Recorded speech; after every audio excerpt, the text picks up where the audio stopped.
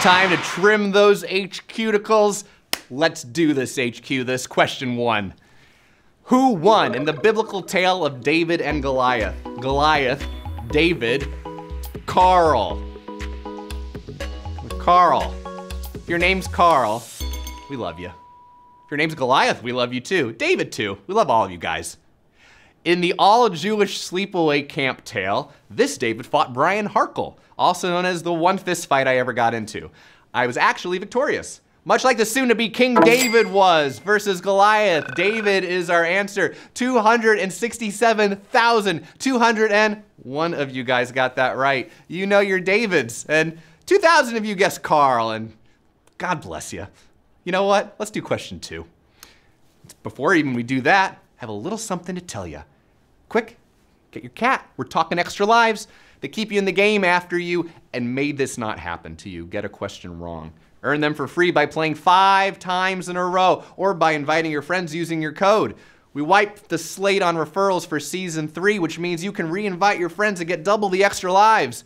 Oh, it's like starting at a new school and calling yourself Alphonse. Hashtag fresh start. Q2. By definition, a person who expectorates while speaking is doing what? Waiting, hoping, spitting. Waiting, hoping, and spitting. That's the name of my autobiography. Put down your wands. This isn't Harry Potter lingo.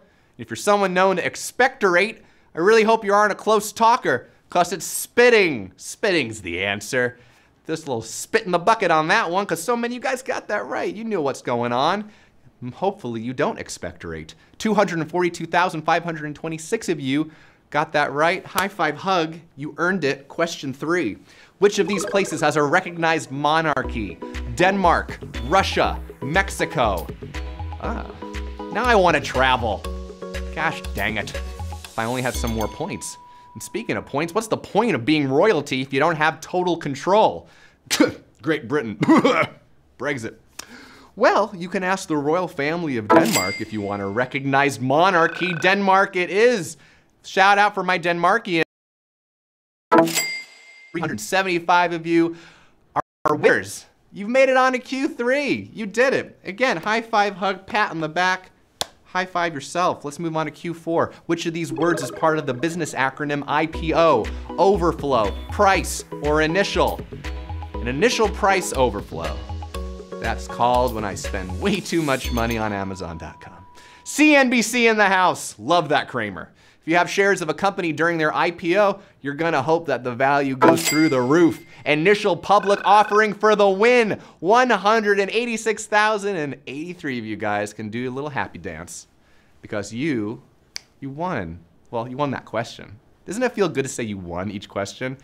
Then if you lose later, you know you're still smart. I'm trying to help you out. Here we go, Q5.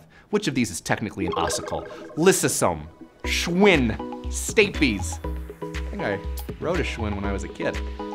As an adult. You can do it when you're at all ages. There are 3 ossicles, and just about everyone's got them. They're the bones of the inner ear, familiarly the hammer, anvil, and stirrup, but medically the malleus, incus, and stapes. As for lysosome and Schwinn, they're a vesicle and a bicycle. See, when I was talking about the bicycle, 105,354 of you got that correct. Oh my gosh, go back to your happy dance, pat yourself on the back, look at yourself in the mirror because you know what's happening, which is called question 6. Which of these is not in the same family as the other 2? Tobacco, tomato, or a cauliflower? Oh, I love the idea of plant families. That's so cute. Remember VeggieTales? The nightshade family includes both tomatoes and tobacco, but cauliflower is in the cruciferous family. You did it, fam. Cauliflower it is. 90,535 of you guys got that right, but 94,000 said tobacco. I'm calling it. It's a savage question. A pregunta de savage, Dios mío. If you got 'em, smoke 'em. See what I did? Cause you said tobacco. Anyway, you earned a cigarette. Not like I'm saying it, as like a promoting it. Be healthy, friends. Work out a little bit. Question 7. By definition, which of these weather conditions is part of the weather phenomenon known as pagadip? Snow, fog, or hail? Snow, fog, hail. Hail, fog, snow. Pagadip. Fun words to say when you're hosting HQ. Sounds like a Game of Thrones word. Winter is coming. See, it's pogo nipping. When ice crystals collect in the air, we get a dense winter fog. Oh, that's what that photo looked like. Fog is the answer. None of you were that foggy about it. You knew the answer on that. 125,213 of you did it. Very proud of you, like a proud father. Well done, guys. Let's move on to the next question. I'm calling it 8. A complex of walls, thousands of miles long, once protected by what African kingdom? Timbuktu, Benin, or Lesotho? Literally the most fun words are happening tonight. I feel like I'm taking all the fun words. Anna Roisman, here we go. Timbuktu, more of a city within present-day Mali than a whole kingdom. Lesotho is larger than Massachusetts, so that would be a big wall. But this wall, check this thing out, was big enough to protect Benin. Benin is our answer. Well done, guys. 45,515 of you guys got that right. I'm just gonna do a light savage on that. We're not gonna go crazy, but Timbuktu, a lot of you guys thought that was there. You should Google Timbuktu, see where it's at. Don't think it has anything to do with that giant wall. Let's move on to Q9. Which of these organizations has not won the Nobel Peace Prize? Greenpeace, Red Cross, UNICEF. Wait, one of these did not win a Nobel Peace Prize? These are like the most amazing organizations. Come on, the Justice. The Red Cross has won 3 times, and UNICEF has won once. But Greenpeace has never won the prize. 33,207 of you guys knew that was right. Congratulations on that. Man, these poor guys are standing outside of Trader Joe's just trying to get you to sign something, and they don't even get a Peace Prize out of it. But you're gonna get question 10 right now. Which of these is the name of a cat in T.S. Eliot's beloved cat poetry book? That exists. Mabel Meows, Quilliam Smith, Bustopher Jones. That is the sweetest names I've ever heard. I hope they're all right. It's not gonna be the case, but I do. My 2 cats are named after characters from a late 80s NBC sitcom. Sam and Diane, figure it out. Adorbs. Old Possum's book of practical cats includes Mr. Mistopheles and Rum Tum Tugger and Bustopher Jones. These cats are dancing. We all won on that question. Bustopher Jones it is. 29,267 of you got that correct. That was perfect. Question 11, coming up. Just enjoying that joke. What does the government of Finland famously give all new mothers?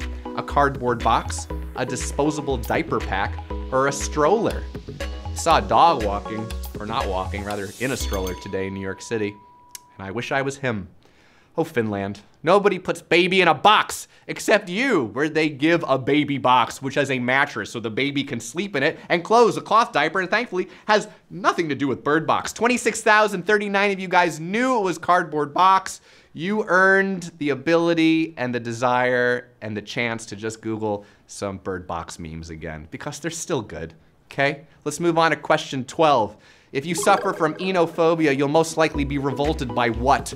Clowns, Cabernet, blood, or worse, all 3 of them together. Imagination, stop. Okay, let's just say Olivia Pope does not suffer from this condition. Enophobia is the fear or hatred of wine. Wine is our answer. Cabernet. 20,744 of you earned the moment to just pop open some wine, pour yourself a glass, drink up, because we're gonna move on all together to question 13. And let's see what happens there. Which fountain does the lead actress in Fellini's La Dolce Vita splash around in? Jet d'Eau, Bellagio, or the Trevi? Such fun words to say and tip of my tongue. You know, at my college every year, the freshmen, they jump from fountain to fountain. And I, of course, didn't do that. It's gross, it's wet, and there's germs. All of the above. But Anita Ekberg, play it. Marcello, come here. Hurry up. Boy, is she having fun. The Swedish-Italian goddess dips her toes in the Trevi. Trevi is our answer. 20,922 of you got that right. You guys know that movie. Well done, okay? Everyone say millennials don't watch old stuff. You guys know. I'm impressed. So impressed that I'm gonna keep the game moving. You've earned it. Question 14. The African capital that comes first alphabetically is located in what country? Ethiopia, Algeria, or Nigeria? All of them end with an I and an A.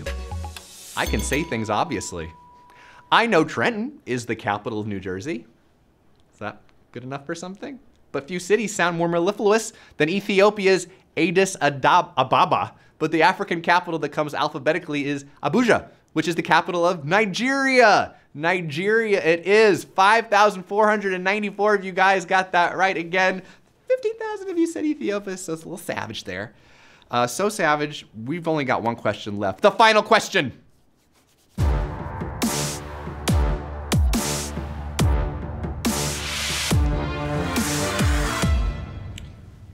Ooh, at the end of my Wednesday morning Pilates class, I own a mat, and I know you're not surprised.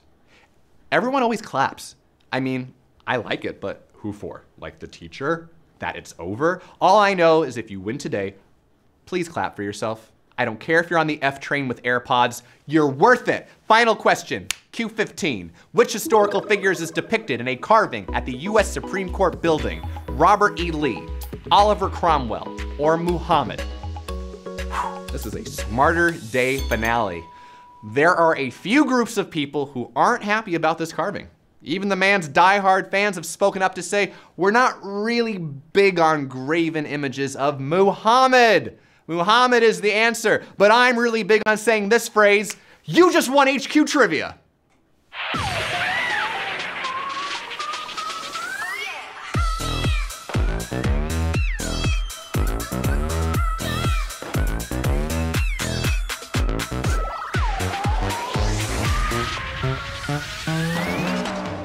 5,816 of you guys are gonna go to bed as winners tonight, and that's pretty dang cool.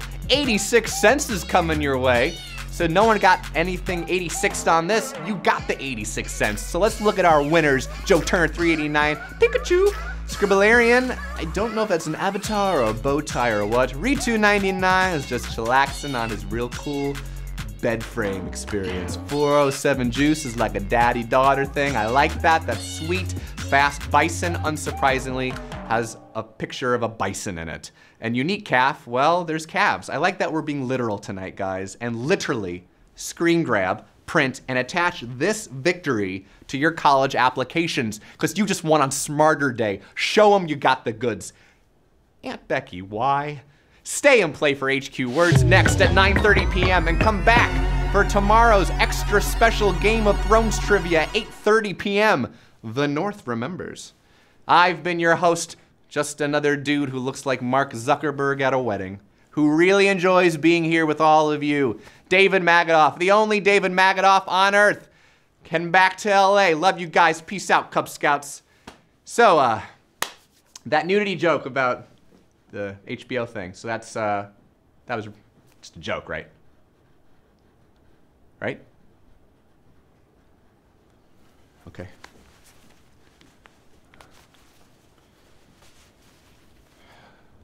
Oh, I'm just gonna do this in my dressing room.